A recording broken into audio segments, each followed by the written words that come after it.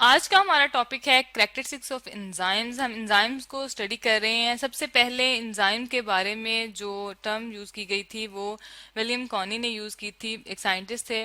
और उन्होंने कहा था कि जो एंजाइम्स जो हैं वो प्रोटीन इन नेचर होते हैं। ठीक है, हम देख लेते हैं प्रोटीन क्या चीज होती है। प्रोटीन जो होती है वो बायोमोलिक्यूल्स है। ठीक है, और बायोमोलिक्यूल जो होते हैं वो लिविंग थिंग्स में, बॉडी में बहुत इंपॉर्टेंट रोल प्ले करते हैं। और जो प्रोटीन होती है वो लॉन्ग चेन होती है किस चीज की, हमारे पास अमाइनो एसिड की। ठीक है, लॉन्ग चेन होती है और लीनियर होती है। ठीक है, long chain of amino acid क्या है, वो सब यूनिट्स हैं जो मिल के प्रोटीन बनाते हैं। ठीक है, अमाइनो एसिड की लॉन्ग सब चेन को हम कहते हैं प्रोटीन। और जो हमारे पास एंजाइम्स होते हैं ना, वो भी प्रोटीन इन नेचर है, और वो उसकी थोड़ी सी शेप डिफरेंट है। और प्रोटीन्स जो होती हैं उनकी डिफरेंट शेप्स होती हैं। वो ग्लोबुलर प्रोटीन है। ग्लोबुलर मीन ग्लोबुलर होगी और उसकी जो शेप होगी वो थोड़ी सी डिफरेंट होगी बाकी प्रोटीन से। लीनियर तो होगी लेकिन थ्री डायमेंशनल जो स्ट्रक्चर उसका बनेगा वो ग्लोबुलर होगा। ठीक है, मैं आपको इसकी एक डायग्राम भी दिखा देती हूँ, ग्लोबुलर प्रोटीन कैसी होती है। ठीक है, और थ्री डायमेंशनल स्ट्रक्चर इसका मैं आपको दिखाऊंगी। ये हमारे पास जो है, आपको जो ब्लू कलर में नजर आ रही है शेप, ये हमारे पास है ग्लोबुलर प्रोटीन। ये देखें। ठीक है, ये हमारे पास एंजाइम की ग्लोबुलर स्ट्रक्चर आ गया है। और ये थ्री डायमेंशनल स्ट्रक्चर है। यहाँ हम लिख लेते हैं ये कौन सा स्ट्रक्चर है हमारे पास प्रोटीन का, एंजाइम का। थ्री डी स्ट्रक्चर इसे कहते हैं। ठीक है, थ्री डायमेंशनल। तो रियल फॉर्म में ये हमारे पास इस तरह मौजूद होती है। ठीक है, अब एंजाइम जो है, जैसा कि हम जानते हैं कि प्रोटीन इन नेचर है और ऐसे मॉलिक्यूल्स होते हैं जो कि रिएक्शन जो है उसको स्पीड अप करते हैं और उसको परफॉर्म करने में हमारी हेल्प करते हैं, लेकिन एंड पे खुद यूज नहीं होते। ठीक है, ये भी हमने देख लिया प्रोटीन इन नेचर है। प्रोटीन क्या होती है, अमाइनो एसिड की बनी होती है। ठीक है, और अब इसकी और इम्पोर्टेंट कैरेक्टरिस्टिक क्या है, क्या खूबी है इसकी, कि एंजाइम खुद कंज्यूम नहीं होंगे। ठीक है, एंड पे जब रिएक्शन खत्म हो जाएगा तो एंजाइम अलग हो जाएगा, रिएक्शन भी कंप्लीट हो जाएगा, लेकिन एंजाइम कंज्यूम नहीं होगा। ठीक है, तो एंजाइम नॉट कंज्यूम्ड। ठीक है, यहाँ हम लिख लेते हैं कंज्यूम्ड। खुद रिएक्शन में कंज्यूम नहीं होता बल्कि रिएक्शन को कंप्लीट करने में हेल्प करता है। ठीक है, इसके बाद हमारे पास एक और इसकी जो इम्पोर्टेंट कैरेक्टरिस्टिक्स ये है कि हमारे पास जो स्पेसिफिक एंजाइम्स होते हैं वो स्पेसिफिक सबस्ट्रेट के लिए होते हैं। ठीक है, खास किस्म के एंजाइम जो है वो खास किस्म के सबस्ट्रेट पे एक्ट करेंगे, हर सबस्ट्रेट पे एक ही एंजाइम एक्ट नहीं करेगा। ठीक है, स्पेसिफिक इन नेचर होते हैं। ठीक है, ये हम यहाँ लिख लेते हैं। और इसके बाद जो हमारे पास एंजाइम होता है वो पूरे का पूरा पार्ट नहीं करता, एक्ट नहीं करता, बल्कि उसका कुछ पार्ट जो होता है ना, जो एक्टिव पार्ट होता है उसका हम एक्टिव साइट कहते हैं। स्मॉल पोर्शन जो होता है एंजाइम का, वो एक्टिविटी इसमें कैटालाइसिस जो हमारे पास जो सबस्ट्रेट है उसको ब्रेक डाउन करने में जो हेल्प करता है उसको स्मॉल पार्ट करता है। जो स्मॉल पोर्शन होता है उसको हम क्या कहते हैं, उसको हम एक्टिव साइट कहेंगे। ठीक है, स्मॉल पोर्शन जो रिएक्शन में इन्वॉल्व होगा एक्टिव साइट कहलाता है। ठीक है, हम इसकी एक फिगर भी देख लेते हैं, इससे हमें ज्यादा क्लियर हो जाएगा। एक्टिव साइट, ठीक हो गया जी। ये हमारे पास डायग्राम आ गई है, हमारे पास सबस्ट्रेट है, आप इसकी शेप देख रहे हैं अकॉर्डिंग टू दिस एंजाइम है। ठीक है, तो ये सबस्ट्रेट भी स्पेसिफिक है। ठीक है, और हमारे पास इसके लिए एक स्पेसिफिक एंजाइम है, तो ये इसकी स्पेसिफिसिटी में आ जाती है। और ये वाला जो पोर्शन है सारे का सारा एंजाइम पार्टिसिपेट नहीं करता, सिर्फ ये वाला रीजन जो है ये पार्टिसिपेट करेगा, तो इसको हम एक्टिव साइट कहते हैं। ये एक्टिव रीजन है जो कि एंजाइम सबस्ट्रेट के साथ एक्ट करेगा और फिर वो कंप्लीट करेगा रिएक्शन को। ठीक है, इसके बाद हम देख लेते हैं कि एंजाइम्स कैसे एक्टिविटी को कंट्रोल करते हैं।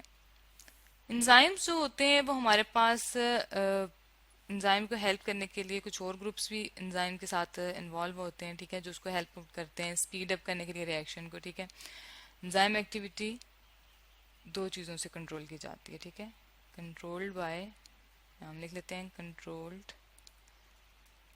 बाय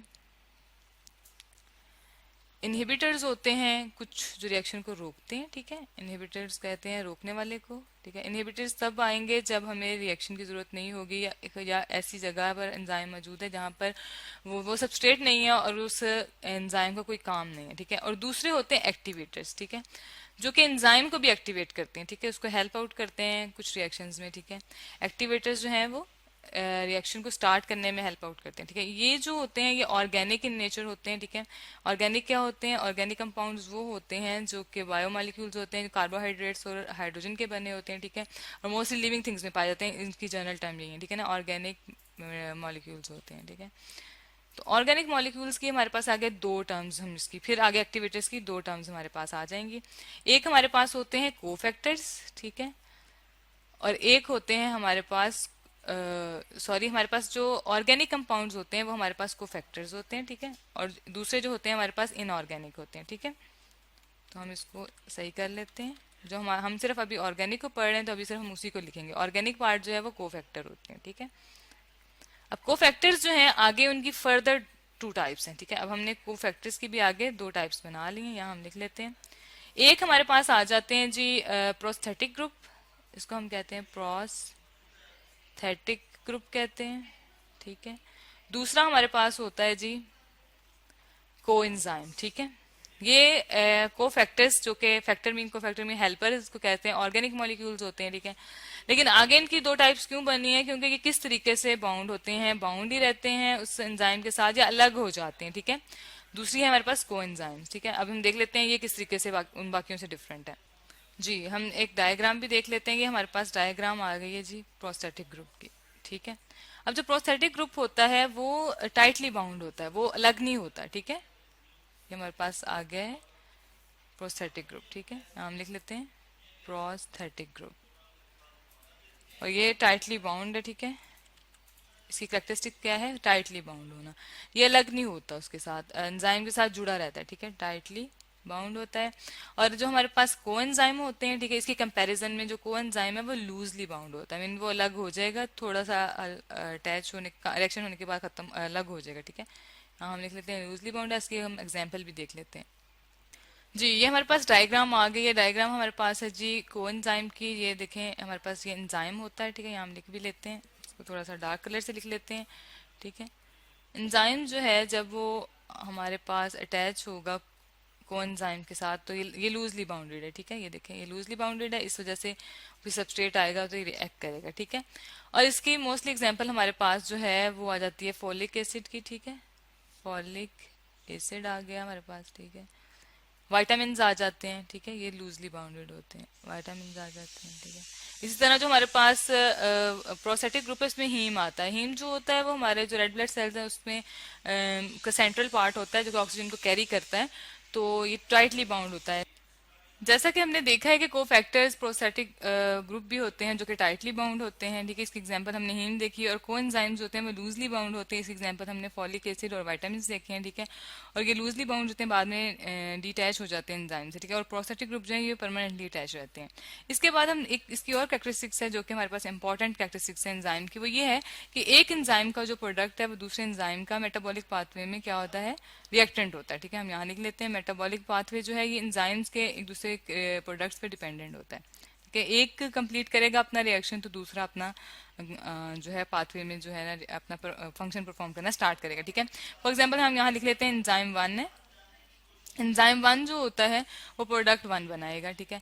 अब जो प्रोडक्ट 1 होगा वो जो होगा वो अगले एंजाइम के लिए रिएक्टेंट होगा, ठीक है। एंजाइम 2 हम यहाँ लिख लेते हैं, ठीक है। एंजाइम 2, एंजाइम 2 हमने लिखा है। तो एंजाइम 2 जो है वो क्या है हमारे पास, यहाँ हम स्पेलिंग ठीक कर देते हैं, ई एंजाइम 2।